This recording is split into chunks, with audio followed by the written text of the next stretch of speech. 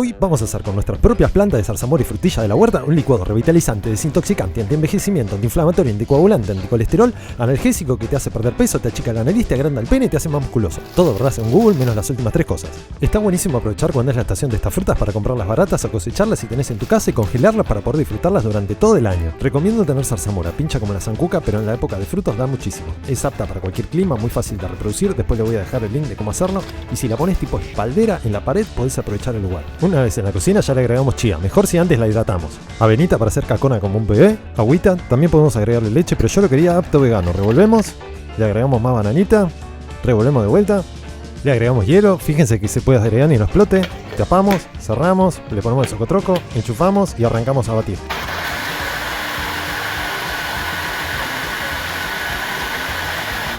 Oh, pero miren cómo quedó eso, quedó como la burbujeante de frutos del bosque. Le agregamos más agua para diluir porque le di un trago y me tuvieron que pegar una patada en el pecho para poder bajarlo. Cerramos y batimos otra vez. Es un elixir. Servimos el licuadito de la pantera rosa y ya estamos listos para poder beneficiarnos de todas sus propiedades milagrosas. No entiendo cómo este elixir no es más consumido que las grandes marcas de gaseosa. Espero que hayan disfrutado del video, no se suscriban ni me den like. Ah no, al revés, suscríbanse y denme like, o mejor dicho, sean libres de hacer lo que quieran.